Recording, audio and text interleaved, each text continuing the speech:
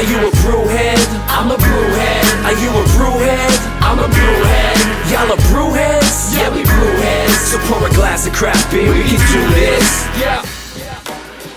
What's good, y'all? This is C-Certified Brewhead, and welcome to episode 230 of Beer Nuts, the podcast Adjunct series. Ladies and gentlemen, this evening we are heading out to warm, sunny California, which is where I would rather be right now. We're recording this in January. It is about to be minus 30 Celsius here on the weekend. Fun. So this is a brewery that we discovered towards the end of 2025. They reached out to Tiffany, as you all know, Tiffany Liquid X Happiness, co-founder of the pub, and sent us some beers. And I was like, oh, this is pretty fun. First of all, I was like, hey, we're the beer podcast. Why did she get it? I'm joking. And then I tried some of them. I was like, yo, this is great. So I reached out to the guys and wanted to grab them on. I love the branding. I love the concept. I love the approach. I just thought it was it'd be a really fun story. So I'm really excited to get into it, guys. So please welcome, and make sure I do this right.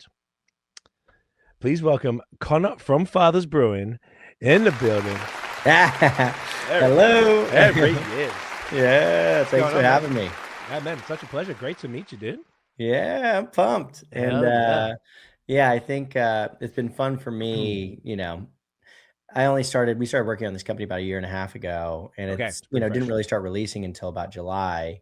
And so it's been really fun to get to know everybody. And, it's such a welcoming industry, and like not every industry is like that. Like I did some work in the fashion industry a little bit before this, and they're not very welcoming. And, but like, oddly enough, the beauty industry, which was another category I worked in, was like super welcoming. So it's very interesting to like dive in and get to know people. And yeah, beer's the best. I think, I've been an avid consumer, but first time producer. Right. I was really happy to hear that, because beer is the weirdest industry in that if you need something, or if you've got your place and then someone moves in a block across, that's a good thing. It's not a bad thing. Yeah, like, totally. It doesn't make any sense, and no other industry that I've experienced either. So it's man, happy that you're having that experience, bro. So yeah, tonight we got the two flagships that we're going to be rocking, and we're going to start off with this glorious little gem right here, the Clean American Light Lager. Yes, gorgeous bottle, which is such a wicked throwback. By the way, love this. The sticker. If you're listening, cool, watching, dude, it's just the small differentiating things that just make it stand out visually. And then you've also used the sort of nostalgic bottle that we all came up drinking, which is so sick. So it's I love it. Tell us about this beer, man. Yeah. So well, maybe I'll start with the label just because you mentioned it, and then I'll talk about the beer. So the kind of innovation on the back, that kind of negative space. We worked with a guy named Jason, who was the senior art director for Sierra Nevada for about a decade on some of the initial designs, and then ended up working with the same design firm that Garage Beer used, and kind of really liked. He was the one who came up with the negative space concept, and I was like, oh, that's so cool. I've never seen that. And so so this beer that you're drinking is a light lager, so it's 4.2%, 100 calories. We're using Admiral malts out of their organic malts out of Alameda. Okay. And the hops are going to be an organic Contessa and organic Helios are the two primary hops. Where are they from? And the hops themselves, one is New Zealand, and the other one I don't remember. I don't remember the origin. But yeah, this is currently the highest rated lager on Untapped in the country. So it is, it's no joke. So I think it's like a 4.3 something, which is unheard of for lagers. It is a 4.31. I think that's it's gotta be even the best. Oh, I've checked it. Crack 4. You've checked higher it, than Russian River, higher than even the what's a $90 6-pack, the guys from Screaming Eagle. I don't think it's that good, but yeah, it's called Hanabi Lager. So Screaming Eagle makes the like $4,000 bottle of wines, and this guy got into the beer business, and he's charging way too much for it. It's a good beer, but it's not, But it gets rated high because of the price point. Probably, Gotcha. And so, but either way, yeah, it's the highest rated. And so, dude, that's awesome. Yeah. So this one's super crisp, super clean. This is the beer. We like to say the red one's for when it gets dark, the blue one's for when it's light. So, keep it simple. But I think in general, one of the things, cheers. Yeah, cheers, absolutely. One of the things you learn about the beer industry is, let's say you buy a beer, let's say you buy a 12-pack and it costs $12, right? Mm-hmm. The actual juice in that bottle only costs about 12 cents. That's hardly anything, right? And the sad part about that is, particularly once you get beyond kind of the immediate craft scene, is people make like significant sacrifices around the quality of the product and what they're using, in order to save 1 or 2 cents a bottle or 3 cents a bottle. Right. And so for us, I think that, liquid is king, and like it's got to taste phenomenal. Otherwise, you're just going to blend in with everybody else. And so spent a lot of time, and I think the other thing that we've realized is like, if you look at any of the really big beer brands, it's like, how many SKUs does Stella have? It's like one, right? How many does Guinness have? It's one. Even Sierra Nevada kind of got built on the pale ale, right? And so you end up having like 1 or 2 hero products that carry the whole company, is what you find, right? And so we spent, probably a year, well over a year, 40 or 50,000 samples getting to these 2 beers, doing hundreds of blind tastings and making sure that we could beat every other lager on the market blind. So it's been fun. And this is it's phenomenal beer. So it's killer, man. It's got some nice like honey malt, super like 4.2, but I wouldn't 4.2, yeah. But I wouldn't pick it from it's not like a real thin bodied like and super pale. Like this has got some like caramel sort of malt thing going on. So it's particularly because they're local malts as well, like you were saying, up in Northern Cali there. So it's man, it's just fantastic. The a little bit of grassy bitterness, super subtle. So it's like it would appeal to the domestic lager drinker who was used to things. If they're not cold, they take garbage. So they're this is the type of flavor that this would blow their minds, because they're not used to flavor with all of those things. So how did you, or maybe we should get that when we get to the story, because I was going to ask how you did all the testing, but maybe we should just get right into the story, because I'm super curious, man. Yeah, in terms of like how we built the company and all that kind of stuff. So, that too, but firstly, how did you personally discover craft beer, and how did that sort of lead to and how did that lead to the decision tree to actually starting the company? Yeah, for sure. So, like everybody else, I grew up in college drinking Natural Light and whatever was the cheapest beer that you could get. Of course. And then, but always like, I think in general I just appreciate food, right? Kind of a foodie in that way. And so, as I get older and palate changes, a good friend of mine, Scott Matthews, was just an absolute beer nut, right? Was just super into it. And so, because he was so into it, he was one of my best friends, it started to get me into it. Right. Of course.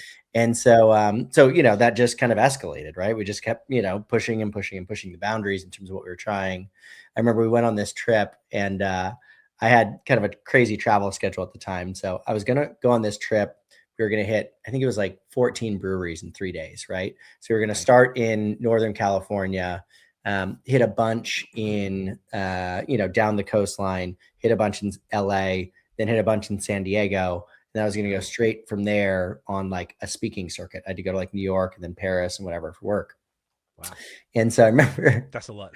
Yeah. So we get like a day and a half into it, and I've completely lost my voice, right? Like my voice is gone, but I have to go on this speaking kind of circuit, right? I gotta go speak at a bunch of stages. So we proceeded for the remaining like 2 full days. We went to all of those breweries, but didn't talk. I was like, I can't talk because like I have to save my voice for this trip.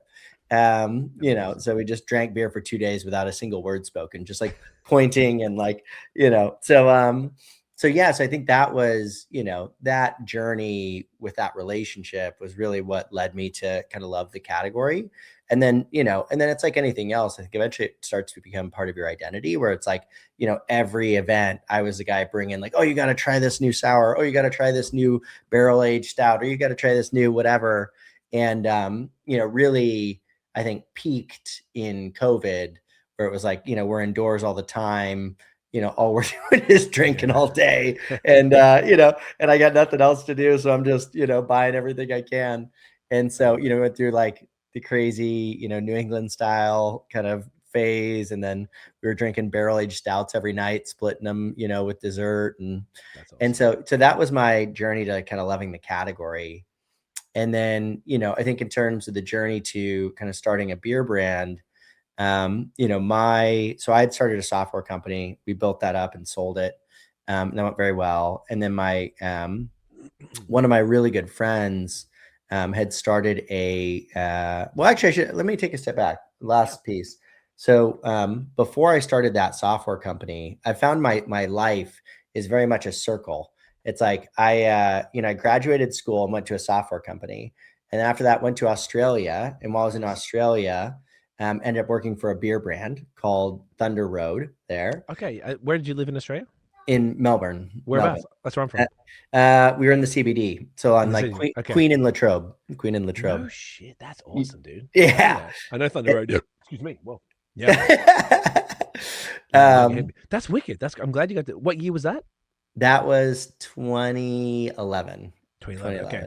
Earlier days, because Australia was quite far behind the States and Canada and stuff. Yeah. This was right when the kind of craft beer movement was picking up. So this guy has a crazy story. He made like $100 million in green plastics, and then decided he wanted to start a brewery.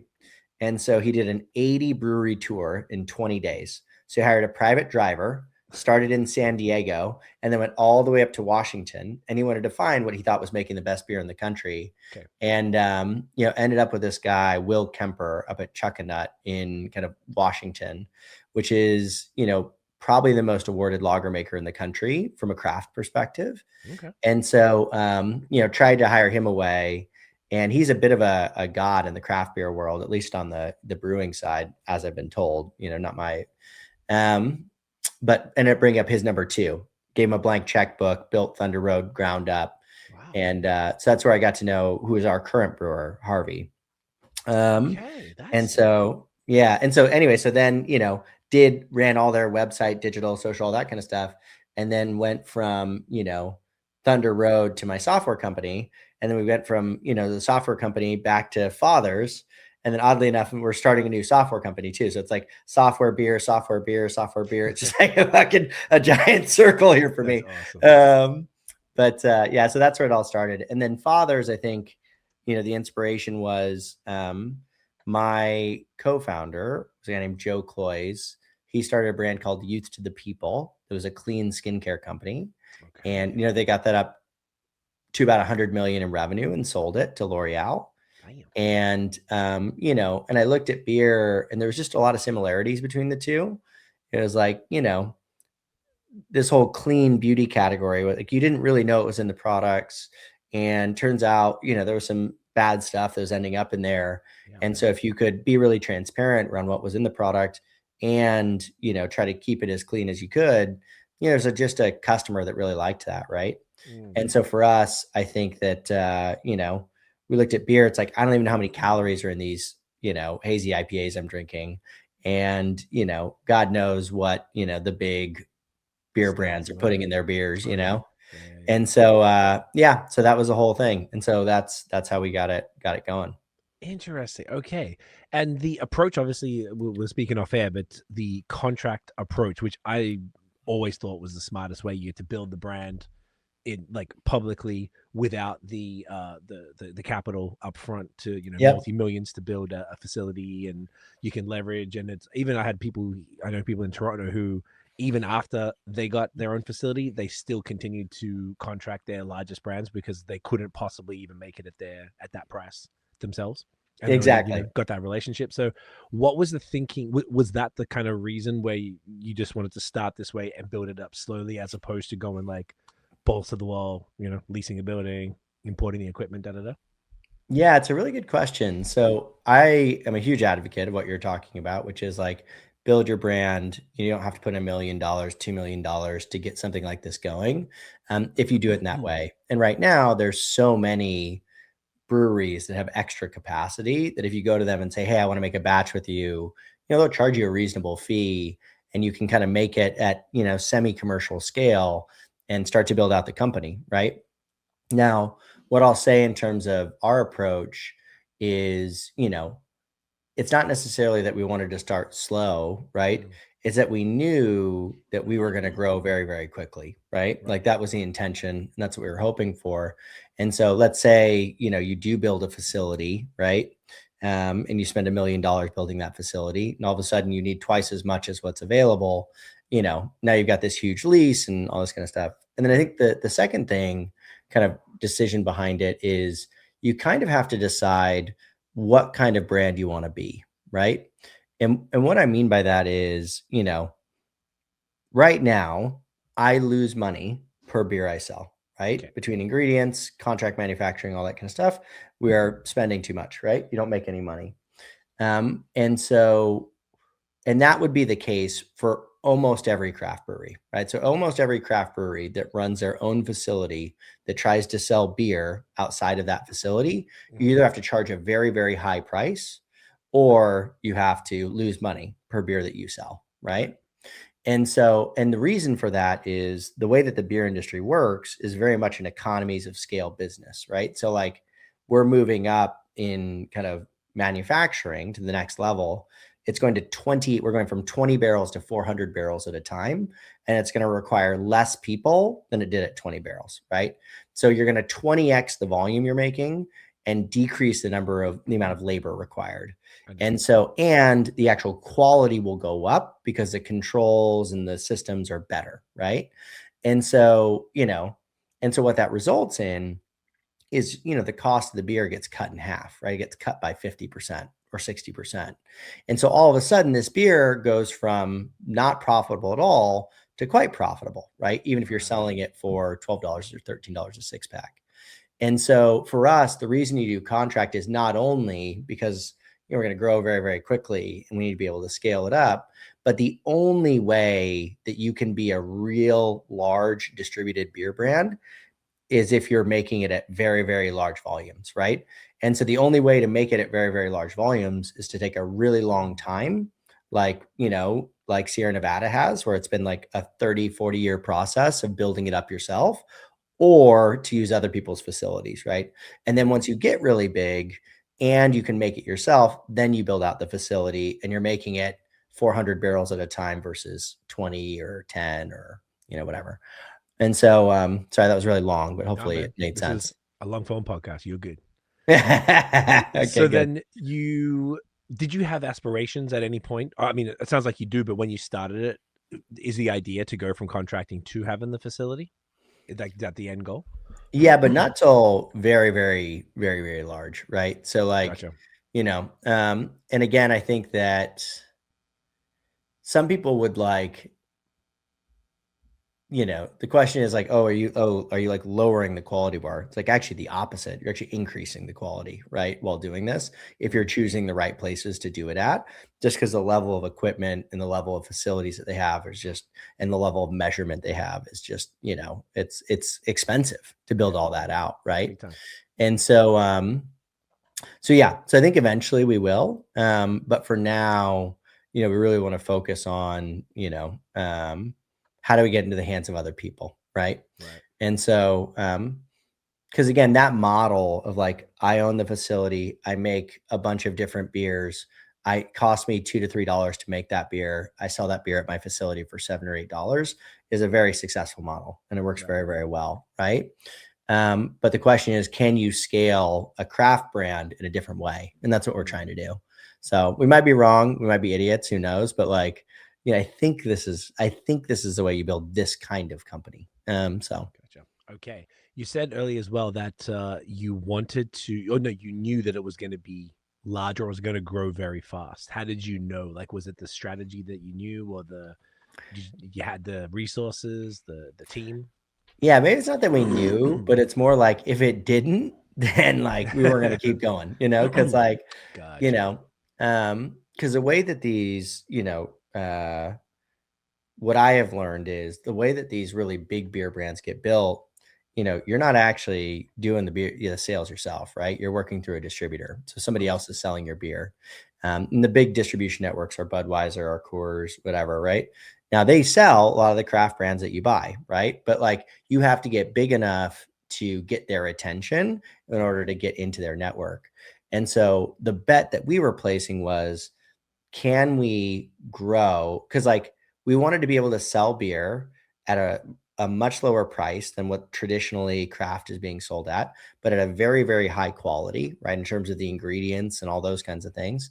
And so the question was, could we get big enough, fast enough to both get the attention of the distributors and get to a level of production where we can make a really, really high end beer at like what is a reasonable price, right? And so it was less that like, and so what that resulted in is, we're investing, $50, $60, $70,000 a month in marketing and sales, right? Wow. In order to scale that up quickly. And so you're basically sprinting towards a cliff, trying to build the wings, before you fall off the cliff, right? Gotcha. And so that's what I meant by like, we knew we were going to go really quickly. It's like, we were either going to grow really quickly, or if we weren't, then something was very wrong, right? Because that means like either we don't know how to do sales and marketing, or the brand sucks and the product sucks. So it's like one of the two. Interesting. Okay, I like that. So you've really just gone like the volume game, like my friend actually in San Diego was like the cheeseburger or steak model. So steak is either the higher end, you do low, few of, or you do volume of cheeseburgers. So you've gone for that, which is well, I think we're trying to do both, which is probably the hard part, right? Which is like, how do you make, a cheeseburger that tastes like a steak, right? Ooh, I like and that. So, like a filet mignon cheeseburger is maybe the better way to think about it. So, and I don't mean that in a bad way, because even in our business, we've got steak offerings and we have cheeseburger offerings. Like, yeah, totally. Totally. So satisfied. But I like that approach and look, that was the other thing actually mentioning that. So I'm basically done. This is glorious. The beer is genuinely fantastic, by the way. Like, I really enjoyed it. That's why I reached out, because I'm like, oh, this is fire. I need to learn what's going on here. I drink it every day. So I'm like, then honestly, I think, and not even just in a, like, I blind tasted myself, like, in a crap ton, right? Like, right. I wanted to make sure. That's one of the best parts about being in this industry versus like, we've worked with a lot of like beauty and fashion brands, is like, I know whether I like it, and I feel like I have pretty good taste, right? And so like, and we also did a lot of other testing. One of the things that was really fascinating about this beer in testing just being like, I'm just handing out beers, right? Getting feedback and stuff and seeing what people say. Yeah. So, I brought out, one of our co-founders is coaches Jalen Hurts and Lane Johnson on the Eagles, right? Okay. Does a bunch of other players in the Eagles and has done a lot of NFL athletes. And so I flew out like 400 beers to Philadelphia and was like, I want to see if people in Philadelphia like this beer. Like, is this a beer that can do well on the East Coast as well as the West Coast? And what's crazy is, and I did the same thing with the 49ers. I went to a 49ers game, handed out like 400 beers and got feedback. And in Philadelphia, people tasted this like, oh, it tastes IPA-ish. I'm like, IPA-ish? Like, okay. What are you talking about? Like, just because there's like a touch of flavor to it, you know what I mean? And then I drank it on the people on the West Coast were like, oh, this is like a really flavorful Coors Light. And I'm like, okay. This is the same beer and like totally different. It was so fascinating. Hilarious. So yeah. Interesting. So then, excuse me if you said this before, but how did you land on lager to be, and then two beers specifically? Like, where did that come in? Being that you obviously had gone the wheel of craft beer with everything from the barrel aged stouts to the sours and haze and da-da-da. Well, I think that it's a few things, right? I think there's a lot of people making really good IPAs, right? Mm-hmm. I think there's a lot of people making really good hazies and stouts and all this kind of stuff. So I think that's number one, right?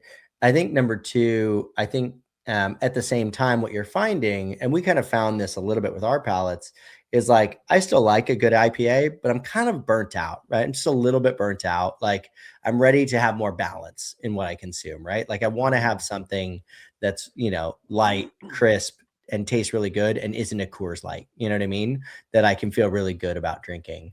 Right. And so, I think going after that category, and then also, we haven't talked about it a lot, but we're an organic beer, right? Oh, and our theory on that is, if you think an organic tomato tastes better, then, why wouldn't this taste better? It's still, it's an agricultural product.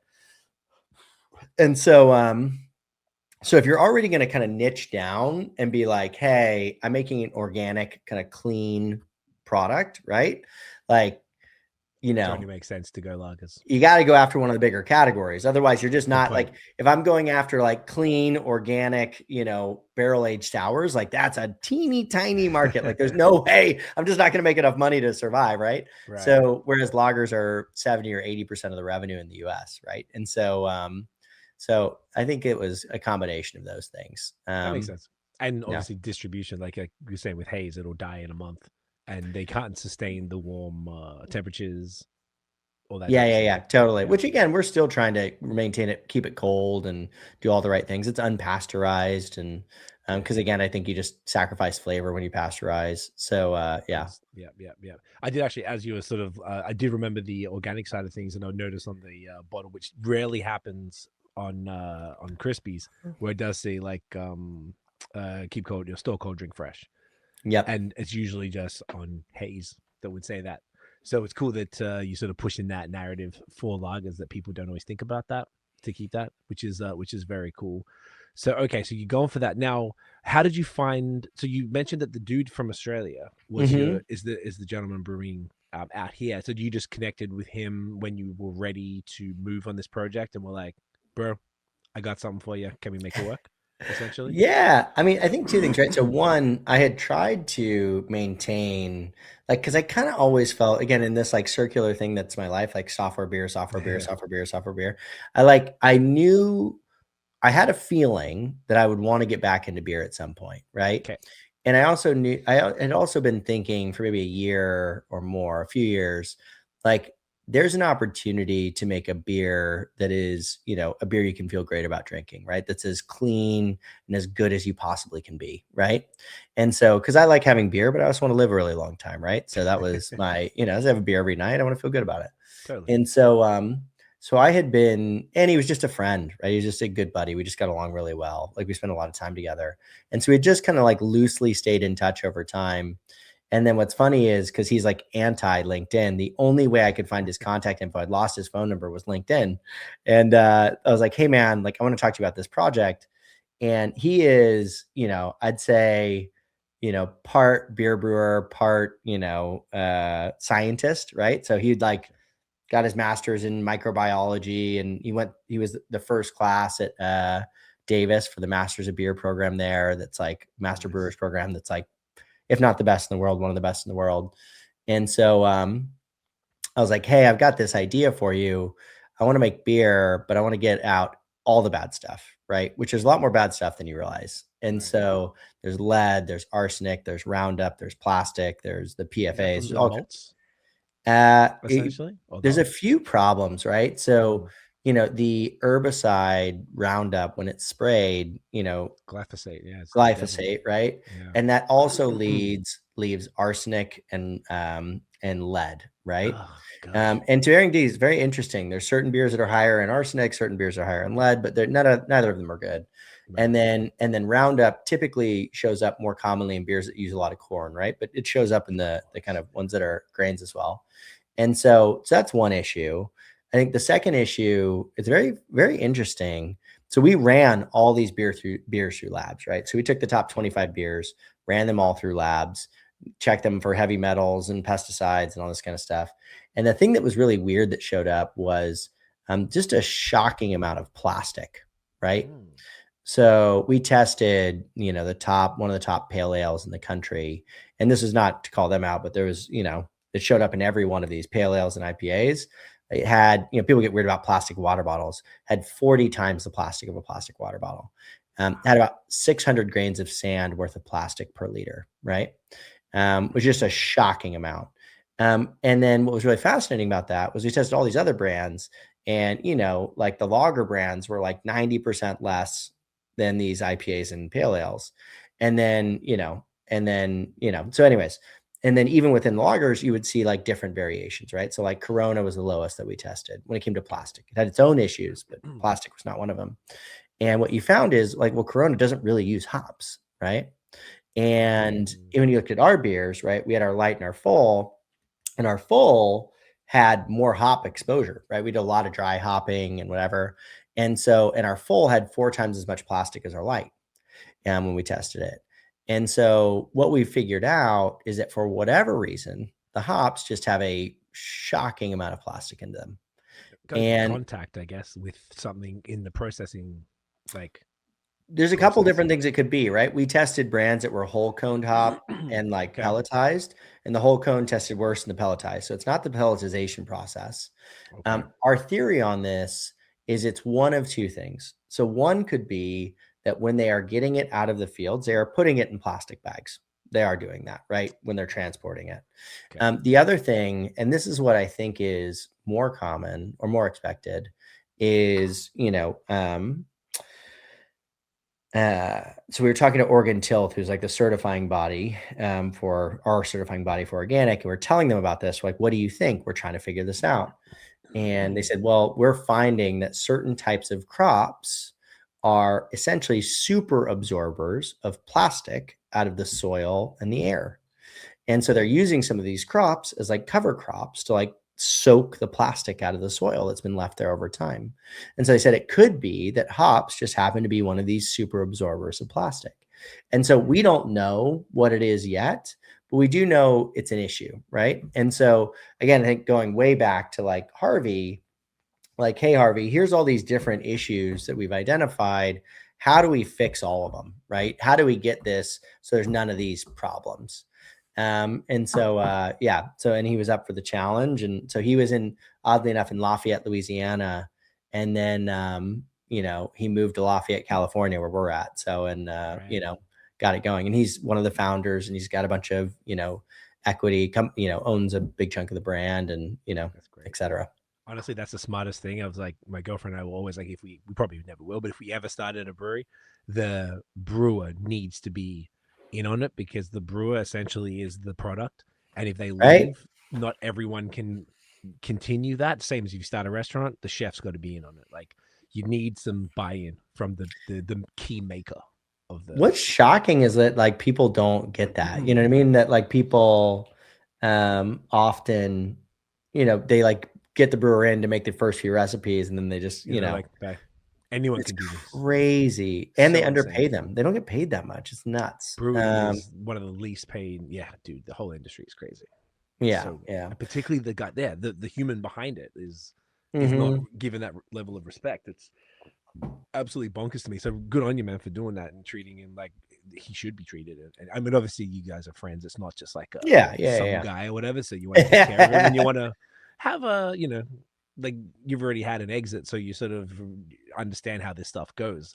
I wonder if that's actually probably taught you a lot of that stuff from working in and around beer, like in Australia or whatever, but also your other business stuff, like you sell in the software company. I imagine that's probably pushed on some lessons that maybe if someone just came out of the blue into beer, they might not have be thinking that way. Yeah, I mean, is that possible? For sure. I mean, I think, you just learn a lot about. It's like, it's a weird way to talk about it, but for me, I love games, right? Like, I remember getting asked by the scuba driver, like, do you have any hobbies? And I was like, not really. I was like, okay, let me really think about it. And I was like, well, what are my hobbies? Like, what do I enjoy? I'm like, I love sports. Right? I really like sports, playing them, watching them, whatever. I really like games, board games, video games, all that kind of stuff. And I really like business. Those are kind of my things, right? Like, and I really thought about it, what runs through kind of all of those is just, I like competition, right? Whether it's board games, video games, sports, or for me, I kind of view business as a game, right? It's a game where you have to learn the rules, understand how it works, figure out how you're going to win, that kind of thing. Right. And so for me, I think, taking that approach was definitely has served us. Right. And I also think, like, when I got into software, it wasn't like some random thing. I was like, this is something I think is gonna be a big deal. I'm really excited about this area that I'm focused on. And I think that, like, being into what you're doing is really important. And so for me, like, I don't know, like, cause like, I got into it. People are like, oh, beer's getting, it's contracting, it's slowing down and this and that. And it's like, well, it matters, but it doesn't. Like, what matters is that I'm like really into it and like love beer, and I drink beer every day. And like, and I want this product to exist for me if it doesn't exist for anybody else. And so I think that, so I think that's something I brought over that was helpful. And you want to, like, we had a lot of people that we worked with for, really long time and built really strong relationships with, and people get very transactional. And I think that's a mistake. It's like, okay, well, Harvey's made the beer now, so, we don't need him anymore. It's like, that's a short-sighted, I think. I like that. I think that you're right. From even us, even at our employees and things like that, we end up being the people closest to us, like around us, that we already know and pre-vetted. Like almost everyone we've hired externally has kind of screwed us in some shape or form. And then we've had like someone like Harvey, who's a known quantity, and you're like, all right, I trust this guy. I've known him for a while. I know he's gonna do what needs to be. And all the, my girlfriend's cousin works for us. He brought him in from England, young kid in his 20s, hustles, grinds, figures shit out. They're a different generation, these kids, and it's like he cares more because it's his cousin's business, and he looks up to him. And I'm like, that's what's made the difference. And we would never screw. We never screw anybody. Always don't treat them like that transaction. And I think that's a really great way to look at it, man. Obviously, that's why you're successful. So good on you, man. I love that a lot. I like hearing that. It's a better way to live life too, right? Like, to be take care of people. Exactly. Do the right thing. It's not that complicated, Just like, don't be a dick. Don't be a dick. Be a good person. That's the easiest way to say it. Oh man, I love it. Can we do the yes. Full? Yeah. We have this glorious little gem, the Redski. You already got him right there. So this one, a little bit higher. This is a 5% versus the 4.2. Still that beautiful negative space at the back. Ugh, love it, dude. So classy. Yeah. And even the gold, how it's metallic. It's not raised or anything, but it's metallic and it stands out. It just like, and even here at the bottom on the label where they're like, here we go. It's there you go. Nice. It's not just flat. It's just like It pops. It pops. There's like, I imagine all those small things were thought through. Like, you spend a lot of time on it. And what's funny is like my co-founder, who's got more the background creating consumer brands, I was like ready to go. Like we had an initial design. I was like, let's start selling this thing. He's like, no. Really work on it. Work the details. Like it was, he was just really passionate about getting every little detail right. And so, and it's paid off, I think. You see it on, it's just always trippy for me. And it's probably like every brewer where like, there's a day where you like walk in and somebody's just drinking your beer that you don't know. And it's like, oh, that's so weird. It's going to be so cool though. Oh, it's awesome. Just like a really, really cool feeling, man. This one as well, even just like I had it before, but it was maybe a month ago. The nose already is like very different to the light lager. Oh, for sure. Yeah, I think there's a couple things to think about with this one. So I think the style is not a conventional style, right? So the way that our brewer talks about it, this was his official categorization of it, is that it is a dry hopped Vienna style lager, right? Now that's not what we call it, because again, you want Vienna, though. Not the modern Vienna, like actual, like from the 1800s Vienna. Yes, correct. Because they're like much paler than the modern ones. Yes, and that so makes so much sense. That's sick. Okay. And then again, obviously, not only is it dry hopped, right, but you're using a hop that is more traditionally used in like, IPAs and pale ales, right? Because the two primary hops in there are Citra, right? Organic Citra and organic Nelson Sauvin. I always fuck up the print. Yeah. Sauvin, yeah. And so, and again, we played around with different hops, but this was always the one that we really stuck with. And it was I will tell you, an absolute massive pain in the ass to get the Nelson in organic. Oh my God. At one point, I found a farmer in New Zealand that like had a Facebook page. It was the only way to contact them, and got in direct contact with the farmer because a lot of the hops in the States were not deemed to be compliant organically for Europe, because a lot of European hops are organic. And so this hop and a bunch of others had just been like pillaged and bought out. And so we had to go through just a massive pain in the ass to get it. But I mean, this is my, I will say I like both. Cheers. But this is my everyday. This is the one, especially during winter. Yeah, man. Now you're saying the toastiness, that the color doesn't really tell you that you're going to expect it. I didn't pick that in the beginning. I was like, this is just really full flavored. Yeah. But that makes so much more sense that it's like, I only learned this recently. There was a brewery here who did the OG Vienna lager versus a modern take on it. Yeah. And this was basically what the OG looked like. Kind of like the Oktoberfest beers type of thing where the fest beers look like that. And it works so well with the Nelson and the Citra.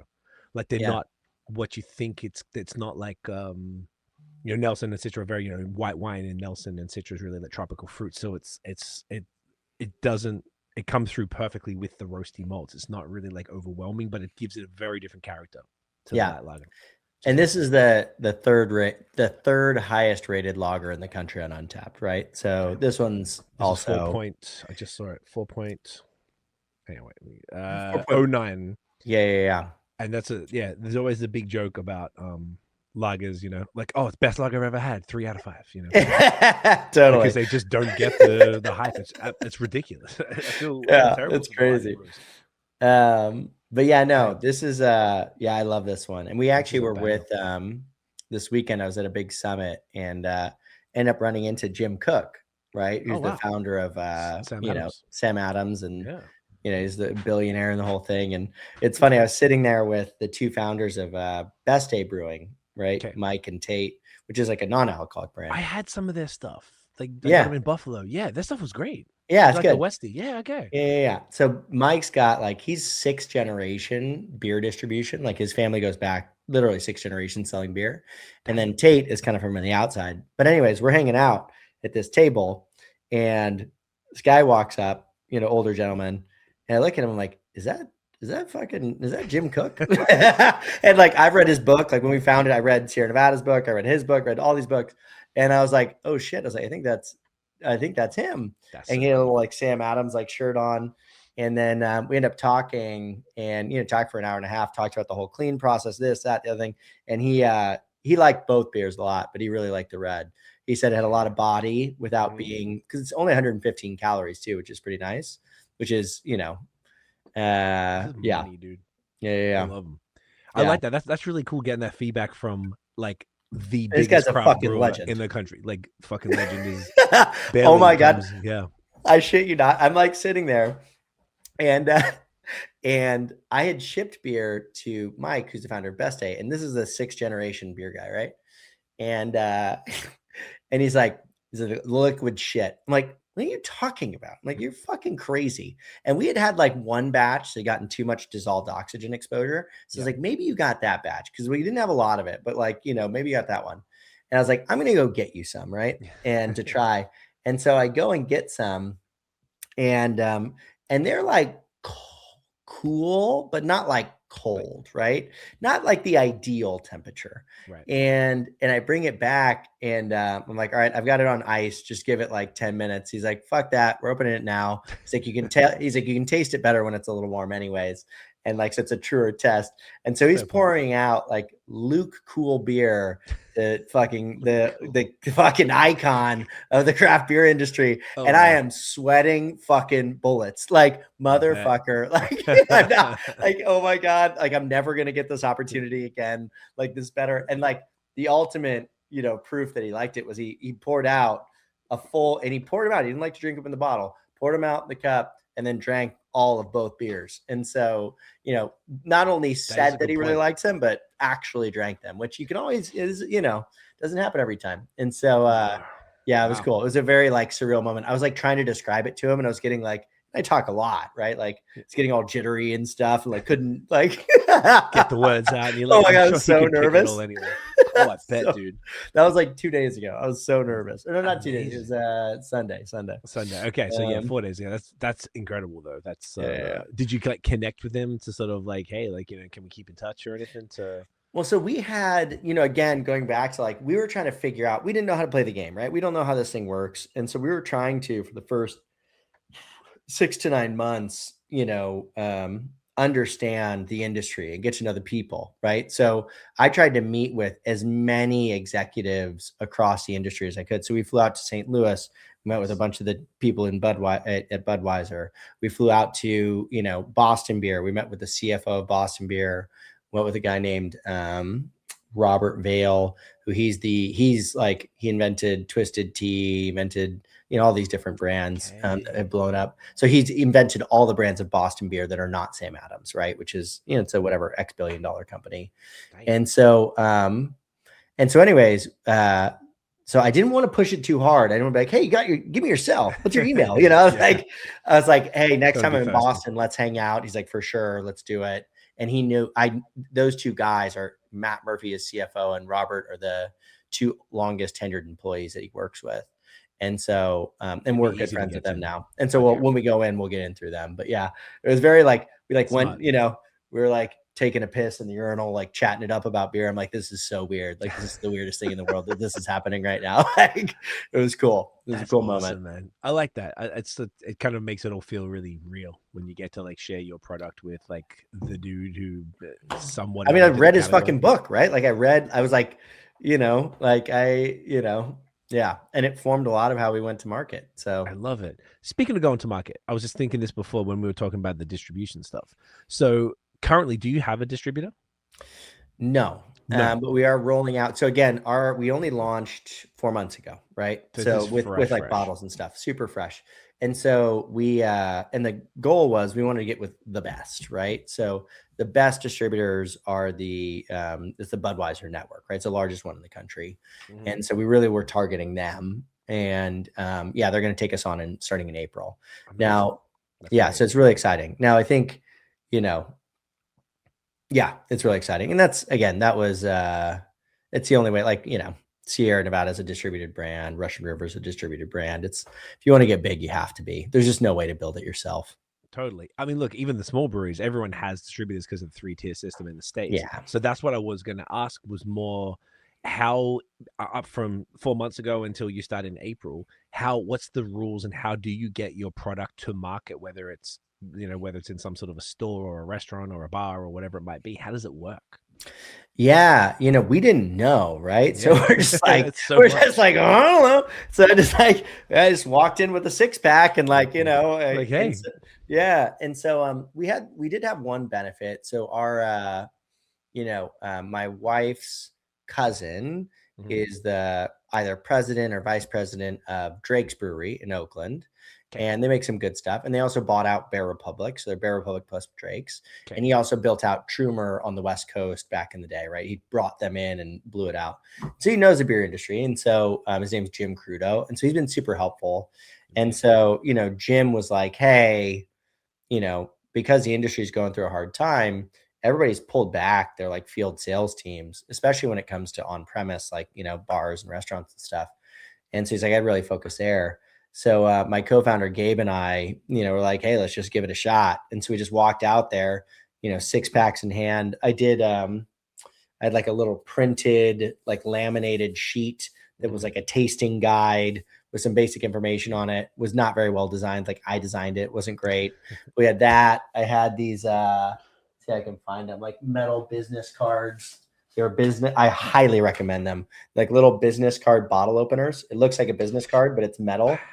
Oh my gosh, there you go. Yeah. I love these. I've been using this a lot, by the way. I keep them in our drawer upstairs. And look, I want to put your phone number in there on blast. Oh, no, it's fine. People are going to it's up there. And it's got I love this. I keep it in the drawer in the kitchen. So it's just like you're on it. Shitty bottle openers I hate them when they're not good. So this is like super sturdy. Like I didn't clock that it was a business card size. This will fit in your wallet. Like yeah. Well, so when we walk into a restaurant and they're like, "Oh, do you have a business card?" Because they always ask for that. Like you give them that, and they're like, "Whoa!" And it's like it only costs $1. It's like $1.20 when you buy them. You have to buy them like maybe 1,000 or more, 10,000, like 250 at a time, something like that. Not too bad. Totally promotional. Is the company that makes them. They're great. Yeah. And again, it's simple, right? You have to pick one color, but it's like it stands out every single time. And the number of bars and restaurants I've walked into and they like pull it out of their apron because they always have to open stuff. And it's like, it's convenient. And then like, you know, when they think like, oh, I need to reorder more beer, it's like easy to find it, right? Right now. Versus they're going to throw away colors too. The red and the blue on the same thing, which I imagine was very intentional. Totally. So you just walk in and, you know, and again, you just walk in and be like, hey, you guys want some free beer? And they're like, yeah, I do. It's everyone wants free beer. Yeah. And so now you have to figure out the nuance, right? So like restaurants, for anybody that's trying to do this stuff, restaurants, you know, are busy, between like noon and 1 or noon and 1:30, and then they're busy from like 4:30 to 8, right? Like in that range. So you want to hit them in that range between 1:30 and 4:30, right? That's kind of the golden hour when you can go in. Now you can organize times with others, but it's like, hey, go hit them between these times. And then we also tried to, like, I got a bunch of interns from Berkeley and said, hey, here's a list of 150 places, just call them, because they all answer their phone and be like, hey, when's a good time to come meet the manager and drop some beer off? And so they do that and set up, 10, 12 appointments in a day. And I just go boom, boom, boom, boom, boom, boom, right? And just visit them all. Right. And so, and then you do, you come back once or twice and see if they're into it and if they got a chance to try it. And and then we also we're really aggressive with pint nights. So we'd say, hey, when we launch, we'll bring in, a bunch of really beautiful glassware, like gold rim. It looks really nice. Hell yeah. And then, use that as a launching point because nobody knows who we are, right? So we got to usually restaurants are built off of a small number of locals that go there all the time. So like if we go there and, if you buy a beer, you get a pint glass to stay home. It encourages people to buy it for the first time. Yeah. And so did all that. So it's mostly just walk in with a 6-pack, build a relationship, try to schedule the meeting in advance. And then when you open up a new place, try to make, the first week really special, try to do an event there. And then, that kind of gets the pump primed. And then once people know who you are, because nobody knew who you were, right? But once people know who you are, then, okay, now I've done 7 pint nights in this city. If I open a new one, people are kind of know who I am, right? And so, so that was the approach. Okay. But you are allowed to, outside of the distributor system, sell directly. Like if you're not signed to a distributor, you are allowed to. In California. Now, I don't know if it's like that everywhere, right? Gotcha. But in California, if you own your own brand, you can sell it directly. Now, I can't sell it in Utah. I can't sell it in Oregon. I can't sell it in New York. I can't sell it in other states, but within the state of California, I can do all my own direct sales. Why is that? Is that like because it's made in Cali, so you get a that is why we can do it there. Why we can't do it other places? Maybe we can, but it requires more like licenses and whatever. But the big thing is you really don't want to, like, you don't want me flying out to Arizona to go sell beer door to door, right? It's just not like, it's almost impossible. So you really got to you cut your teeth in your home state. Luckily. Yeah. And then if you want to get really weird, there are certain states, they call them control states. There's 13 of them where I don't even know what the rules are there, but you can't, they can't even have beer in the grocery store. You got to go to a special liquor store that's owned by the state, like the state of Pennsylvania owns it. Yeah. Is that how it is there? Yeah. They changed it recently. You can do grocery stores. They added convenience and gas stations in the last year. So okay. Very, very new, but it's called liquor. The biggest purchaser of alcohol in the world is called the Liquor Control Board of Ontario, LCBO. Yeah. So their government stores, there's 600 stores or something in the province. And it's the only place you can't buy it. So you can buy beer and wine from gas stations, convenience, and supermarkets now. Yeah. But liquor is the only thing you can buy from the LCBO. So they got such a weird rule. I don't get it. It's absolutely obscene. And if you're going to import stuff, they have a 12-week wait. We call it the 12-week aging program, LCB. So you're going to have these beers sitting on these Walmart shelves for 12 weeks before they hit the store.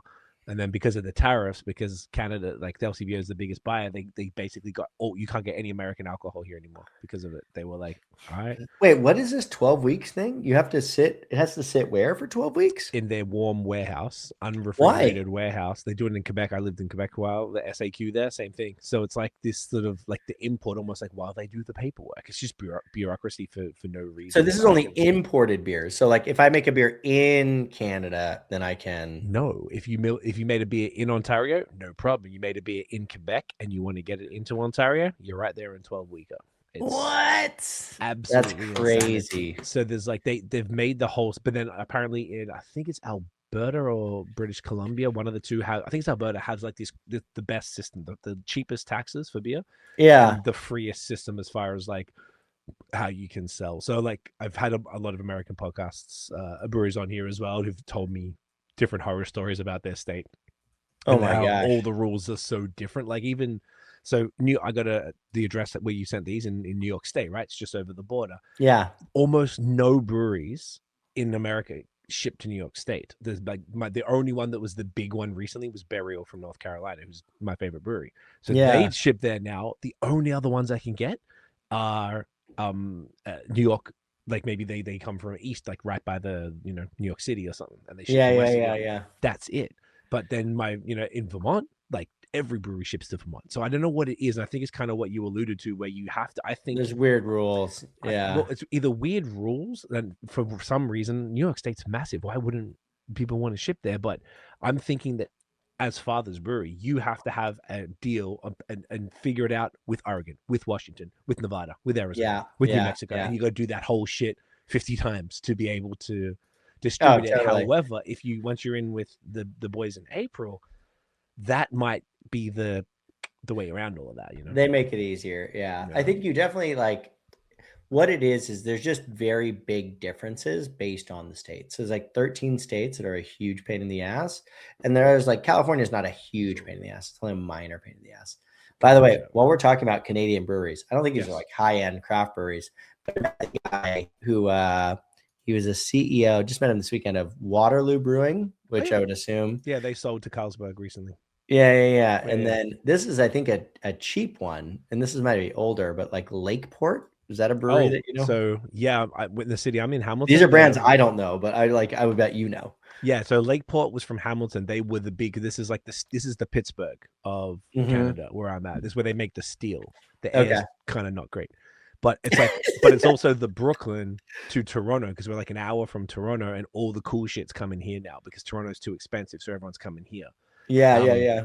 And there was a big, the point of it was Lakeport was this big brewery on the water that made the $6 6-pack type thing forever. Absolute hot garbage beer. And this brewery now, which you might be familiar with, called Collective Arts. Have you heard of them at all? The name sounds familiar. I don't know them super well. Because they distribute in the States, which is why I asked. So they took over that and they made their name here, and then they now are in the States and everywhere from there. Cool. So Lakeport, that's funny that you heard about that.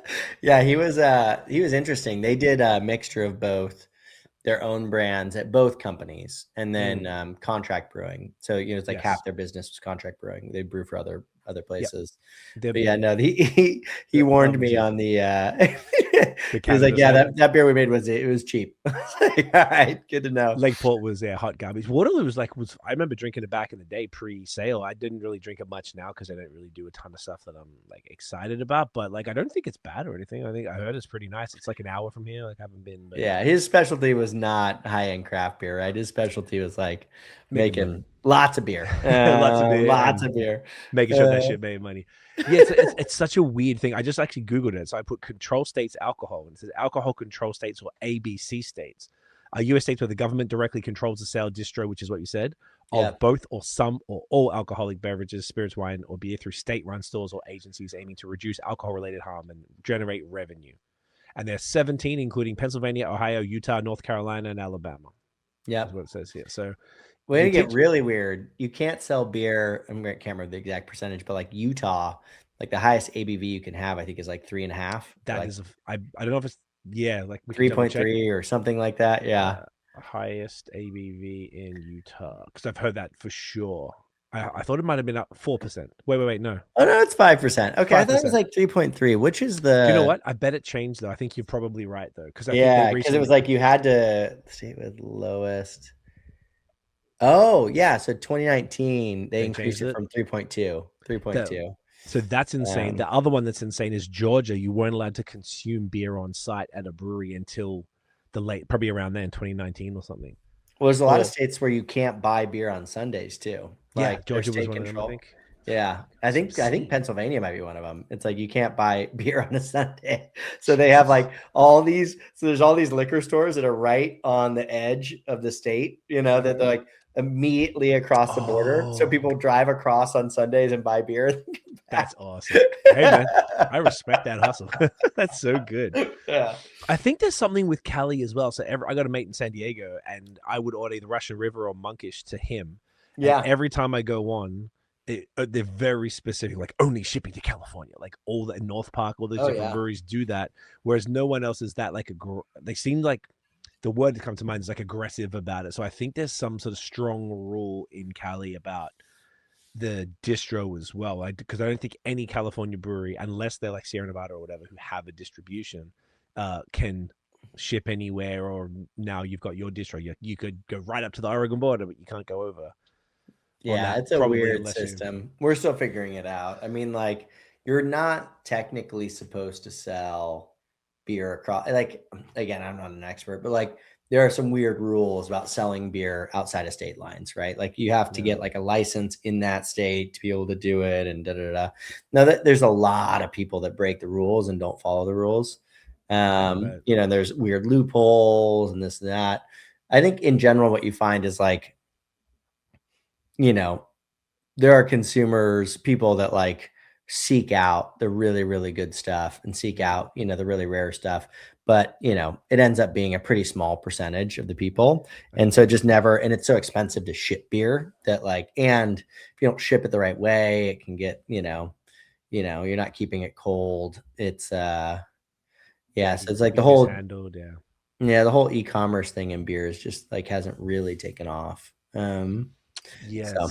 It's interesting because it's one way, like beer people tend to be, they want something different than what they can get locally. That's like they love their local stuff, but that, as you know, right, you want to hunt for different stuff. So it's kind of cool. When I lived in Quebec, you can't ship anything, but then you move to Ontario, every brewery in the province can ship anywhere in the province. If you wanted to, you don't have to, but you're allowed to have an online store and ship. It's the most convenient thing ever. I love it. You can do, probably like Cali, you can order weed.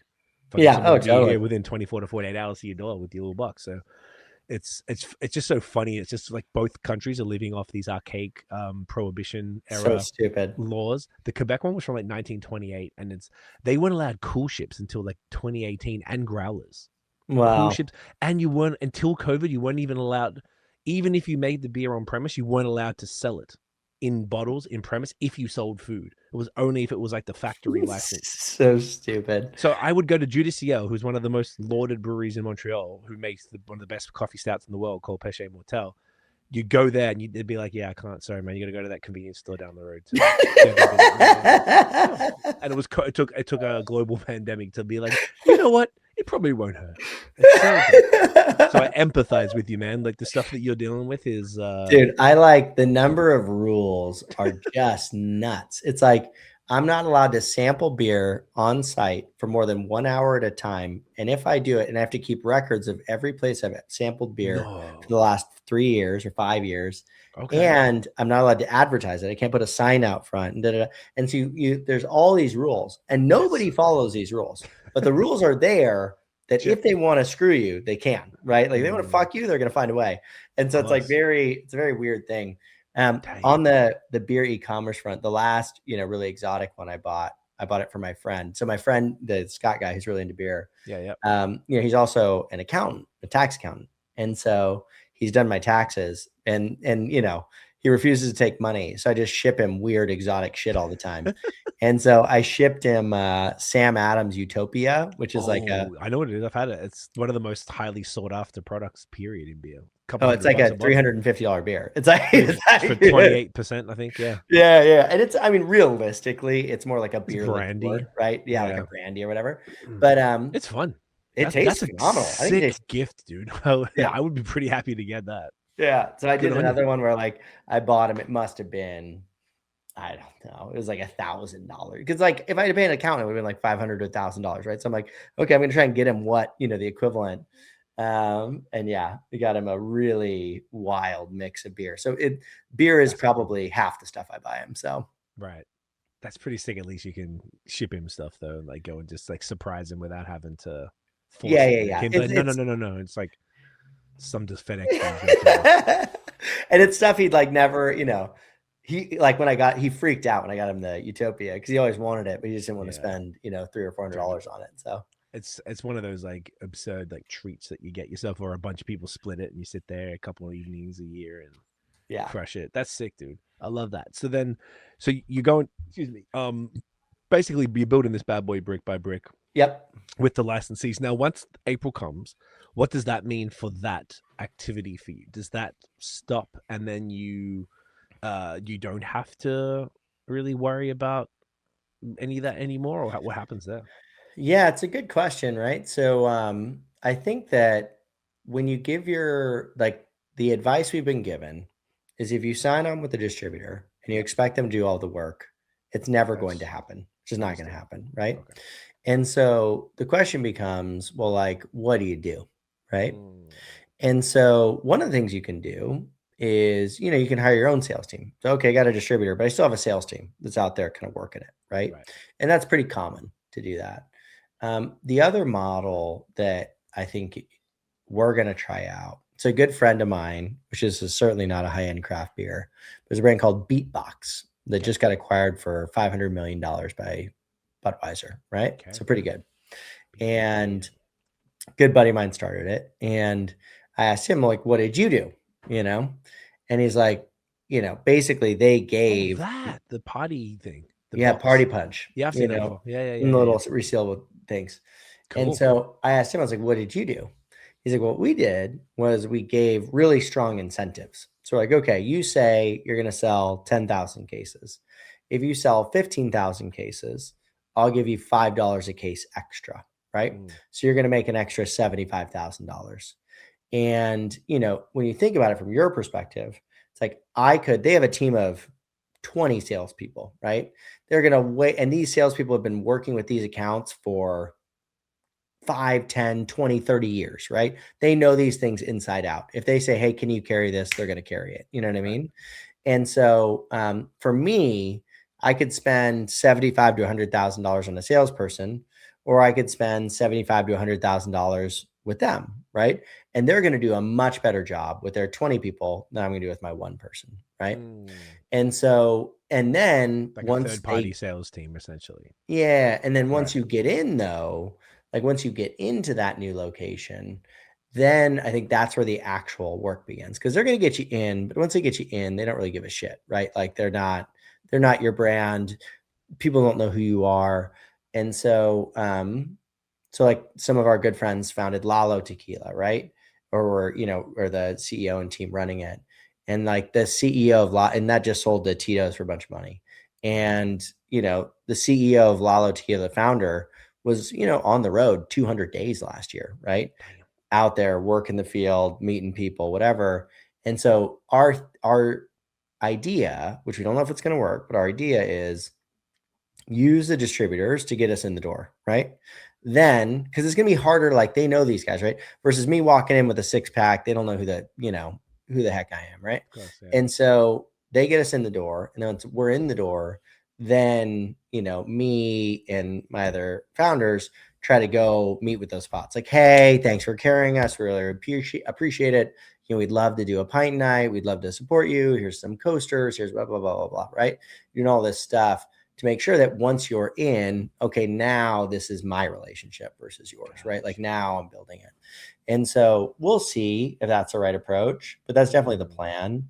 And then I think the thing we'll test out. And then I think second is, if you look at both what my company did and what my co-founders' companies had done, he was like really good at social, right? So they built that whole company on, content creators and influencers and all this kind of stuff, right? And not just like random, not like a Kim Kardashian, but like hey, you're an expert in the skincare industry. Like, I'm going to build a relationship with you. I think I've got the best product.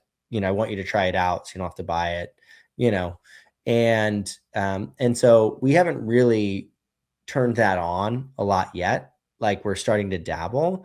Like we reached out to Tiffany, right? Like, hey, let us know if you'd like to try the beer. And then ultimately it's on you whether you think the beer tastes good or not, right? That's what we had to get right. And so we're deciding whether or not, do we spend $10,000 or $20,000 a month on salespeople, or do we spend $10,000 or $20,000 a month reaching out to all of the people that are, know beer and are talking about beer and are experts in beer to try and get our beer in their hands and start building relationships and try to get them talking about it, right? We don't know what the right path is, right? Which one's the right one to spend money on? But I think that, getting the founders out there and building relationships is super, super critical. And then, deciding whether we want to spend more money on sales or more money on, social media and such. And not social media like running ads or anything, but just like, building relationships with the people that matter. Influencer marketing. Yeah. Yeah. Another one that could be good. So the beer people, I found that, because we've been doing this a long time, like it sort of was like slow as beer was getting popular. Like I started my beer reviews in 2011. It's 15 years, like 2 days ago, which is insane. And then the podcast started in 2015.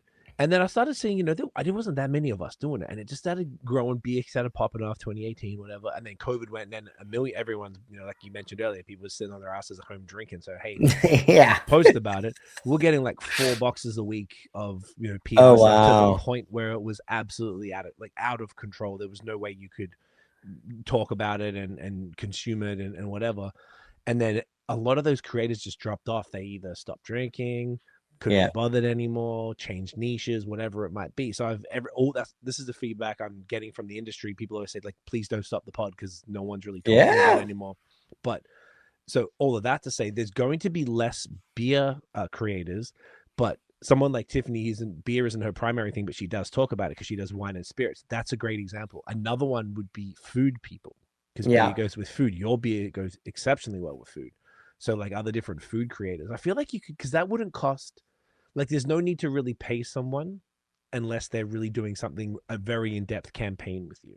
Otherwise, it's sort of like a PR pack and be like, hey, if you like it, we'd love it if you, I find that if you do a specific ask, someone's like, hey man, love to send you the beer. And if you enjoy it, it'd be really great if you could do a post and maybe tag us, do a collab post, things like that to sort of like, I find just like, tell me what you want. And it's easier to do it. Otherwise you send stuff, you're like, all right, cool, I'll get to it when I can. If not, be like, if there's like a parameter, I find that a little easier to work within. And I've seen it because funnily enough, because we have the social agency, we are the agency on behalf of clients. So we hire creators to do stuff for our company. So I've been both sides and I find that works pretty well. But that could be, because that wouldn't cost you. You probably could do a bit of both. And really, what are you paying for? The beer itself and shipping, I guess. And yeah, totally. Well, I think the thing I think a lot about, and you're reminding me, there's somebody I need to, we're bringing in this guy. It's called Beer Trekker, and he does just phenomenal photography.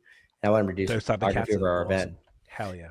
And so, anyways, I think that the thing I think a lot about is, put yourselves in the shoes. Cause like I created a lot of content, right? Like I had a podcast and I did LinkedIn and all this shit. Right. And so the question is like, how do you make me more successful? How do you make my day easier? Right. Cause you got to create shit all the time. So like, you got to do podcasts, you got to do this, you got to do that. And so really putting yourselves in the shoes of that person, being like, well, how can I help them? Right. Well, one of the ways I can help them is like, hey, we got a really cool event, or here's a new cool beer we released, or here's something where you can create and you can, talk about whatever you want. You could say it tastes like shit, right? But like, you got something to talk about, right? Like, how do I help you talk about stuff? Because creating content is time consuming and it's a lot of effort. And so if I can help you do that, that's all the better, right? And then the second thing is, well, how do I help you grow your audience, right? Now, we're not in that position yet. But when you look at it, like we talked about, we had the CMO of Gucci on our podcast, right? My last company. Yeah. And he told me in that podcast, he's like, my audience is bigger than Vogue's audience, right? The number of people following me is more than the number of people following Vogue. It's never been like that in history, right? For all of history, like right? Like the publisher, the magazine, the TV channel, whatever, had a bigger audience than the company, than the brand. And that's flipped now, right? And even if it's not bigger, you still have a big audience, right? Maybe you have 10,000, 100,000, whatever, 50, 500,000 fans. And so, when Gucci like shares like Vogue's article, Vogue just got a shitload of readers, right? Like they just got a bunch of people paying attention to them because Gucci's got whatever, 25, 30 million fans. Right. And so the question becomes, well, how do you use how do I, as a company, as a brand, help you, right? And that could be, maybe I feature you in your article on the website. Maybe I share it on social media. Maybe I invite you to a really cool trip with a bunch of other editors that you build relationships with, all these kinds of things, right? And so I think, you know, that's, and then I think, and the final way, obviously, is like, you know, like we did this with, you know, a few beer influencers were like, hey, like, I'm not very good at content. You're really good at content. Like, can you create content, not for you to post on your channel, but I want like cool content for my channel, right? Like, I need to stuff on Instagram to post. And so I think, you know, paying people not to like, hey, go like put out a post that your audience is going to hate, that's an ad on your channel, but saying like, hey, you're really good at content. I need creative stuff. I don't want to, you know, I could either hire a social media person or I could pay you the money and use your stuff. Like, why wouldn't I do that? You know? And so, people respond really well to that because it's called, you know, UGC, user generated content. Yeah, for sure. And it's more authentic and organic. On that note, you said before, you posted an article that you were in. I read the whole article. Like, I think it was either in stories or on the thing. I read the whole thing, zoomed in and read it because I knew we were talking and I wanted to learn a bit more about. I forgot that because in my head I keep thinking LA. I don't know why, North America, Cali, LA. But then I was like, Northern California, because I just outside of like Oakland, from what I saw, was the town. So I was like, sick. I've been up around, you know, spent some time up in there. So I was like, I thought that was really cool, like sharing all of that, and that's a really good attitude you got, man. Like it's like building longer term relationships is more valuable than a lot of transactional things, which is kind of what you were talking about earlier. That's what everybody fucks up. Everyone fucks that up, frankly. Like, but yeah, certainly in business, big time. Even when from our side, and we are working for clients and we get creators, one of the most annoying things is finding those creators, and then they'll go and say, yeah, I'll do it, and then they just disappear, and then they don't deliver the deliverables that you've given them something for, and you're chasing them up, and so whenever you get someone that's responsive, that's professional, that delivers and does what they say, they do it early, they over deliver, then I'm like, I'm giving you every penny that I can. And I would rather work with 5 people than 50 people. And if those 5 people are going to kill it. And then you've got what you're saying, bringing in that UGC. I don't know. I think that's a more valuable thing. You'll be able to get a more dynamic range of stuff that's like, you know, they'll get to know the brand better and they'll do better, more interesting work for you because they'll get bored doing the same thing. So they'll be like, I was thinking about it. Why don't we do this? And you'll be like, fuck yeah, go for it. Totally. Whether you're paying them or whether you're giving them in-kind stuff. So it's awesome. The other thing before I forget was the PR packs, because that slowed down because it went crazy up until 2021 maybe. And then now I'm saying I probably get 1 a quarter, going down from like 4 a week in like 2020. And it's fine. But now I said this to someone, I did a couple consults this week and I was like, it stands out when I get one now, like so much more because they're so few and far between. So I do feel that could be a valuable thing there because brands are just typically, I mean, at least in beer I can speak to, I don't know about other niches. Yeah. They're not like flying in like they used to.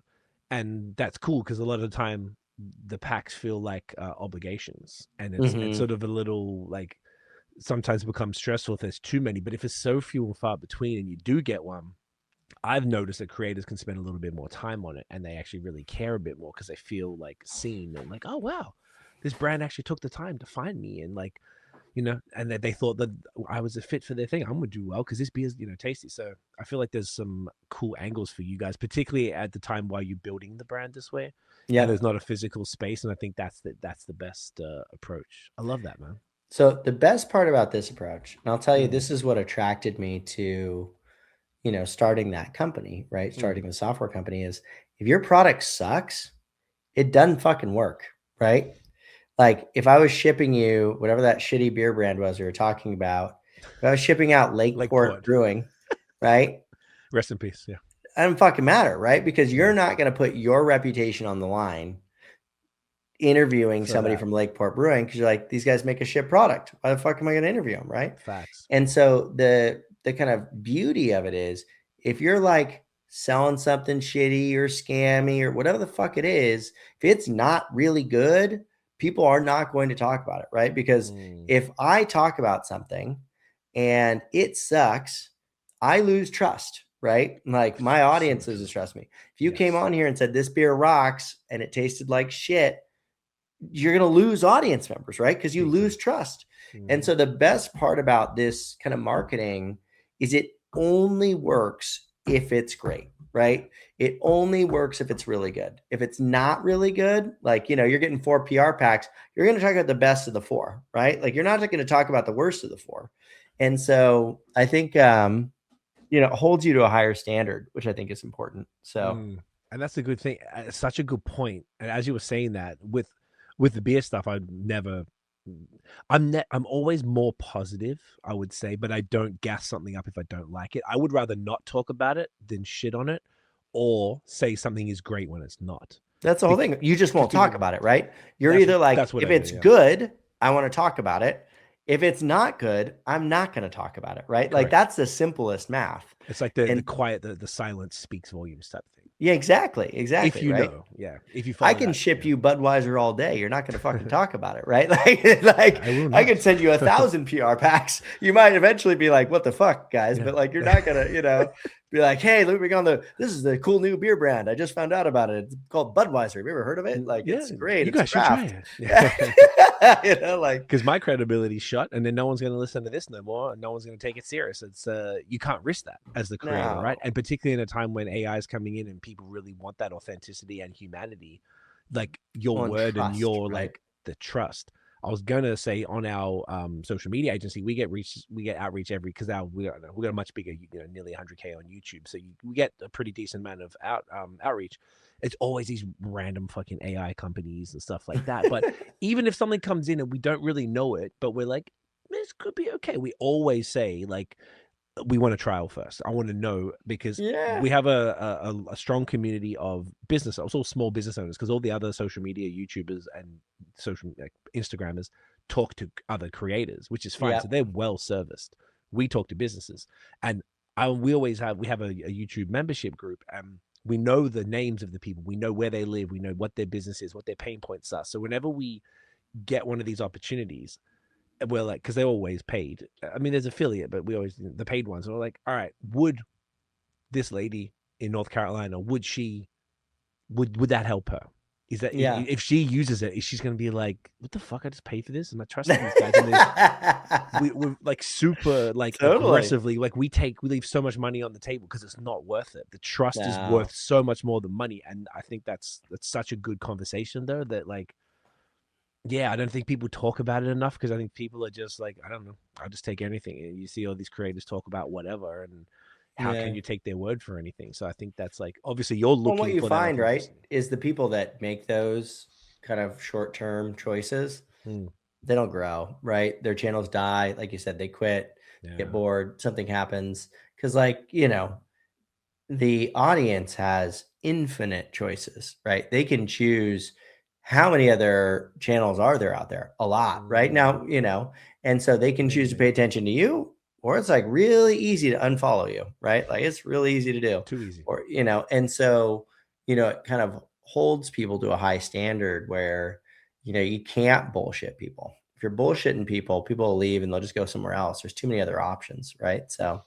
And particularly in beer, when it's an interesting market, and all like beer is sort of arguably I don't know what to say. I know it's necessarily dipping, but I know in 2024 was the first year that the Brewers Association said that there was more closures than openings, which is, I think it's a correction more than a dip. Well, we had 10x'd in 10 years, right? It went from like 1,000 to 10,000. It was like crazy. Way too much. It's unsustainable. But what was I saying about that? No, I love your enthusiasm and optimism to get into this world in the way that you're doing it at this particular time. And there is a lot of competition, but your product is fantastic, to the point where you found Tiffany, and this whole thing even happening is an exact example of what we're talking about. You found Tiffany, she shared some with me because you sent her 6. So I was like, can I have one of these?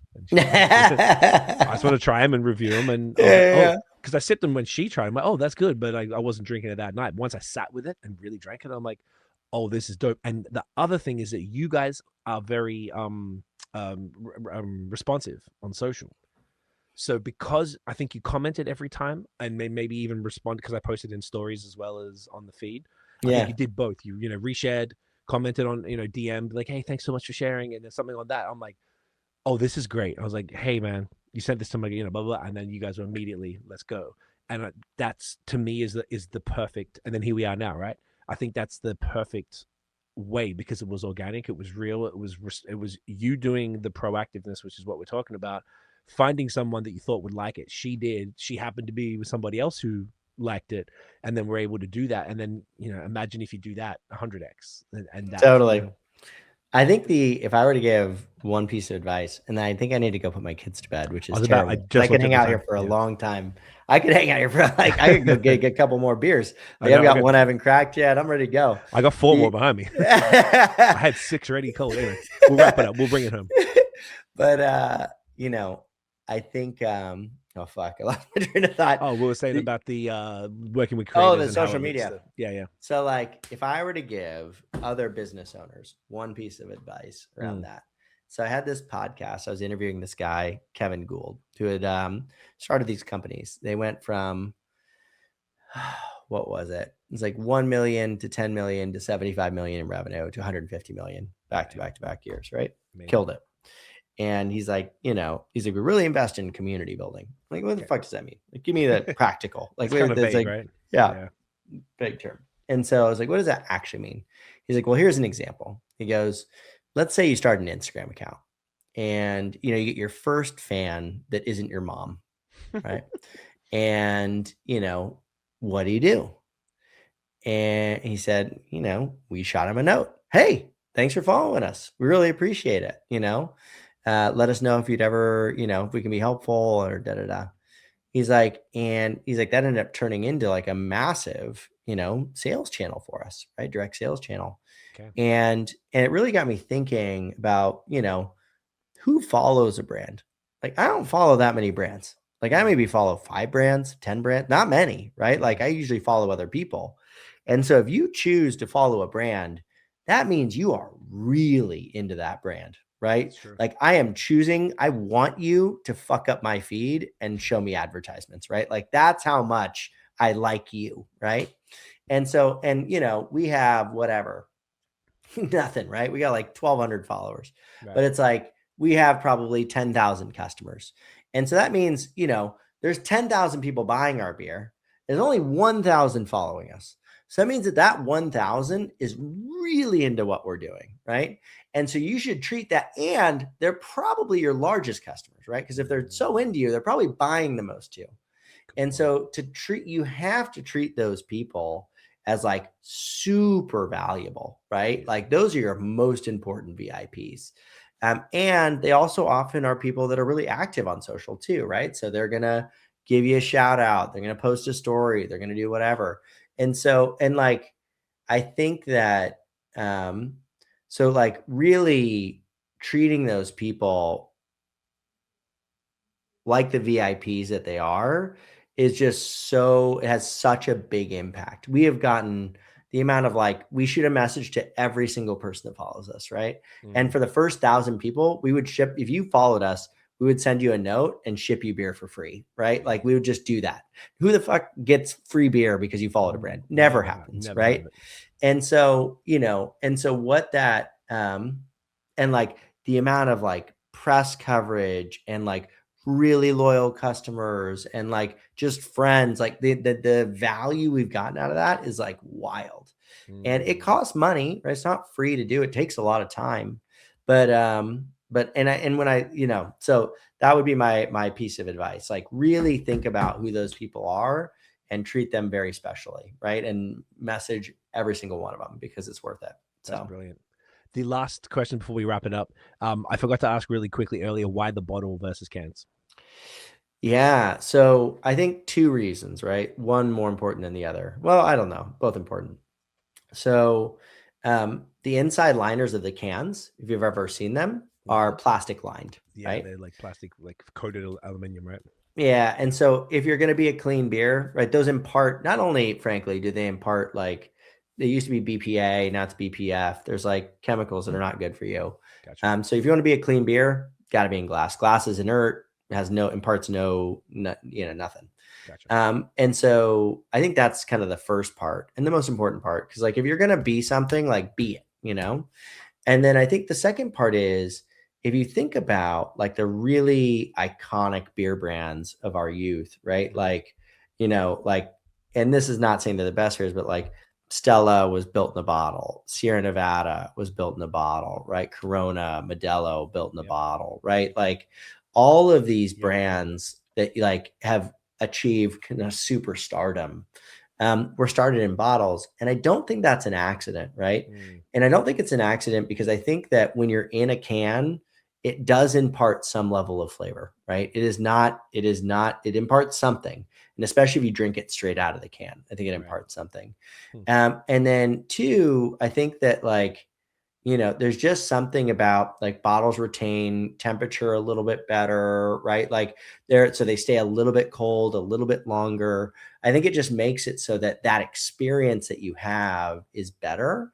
And so that, you know, the next, it's like you didn't pour your beer in an aluminum cup, right? You didn't pour it in a plastic cup. You poured it in a glass, right? Even if it was in a can, you're pouring it in a glass. I think it just controls the experience in a way that makes the beer a better overall experience, and which increases the likelihood that the next time they go to the store, they go, yeah, that's pretty fucking good shit. You know, like when I drink Sierra Nevada, the only thing I drink it in is bottle. If I have it in a can, it tastes like shit.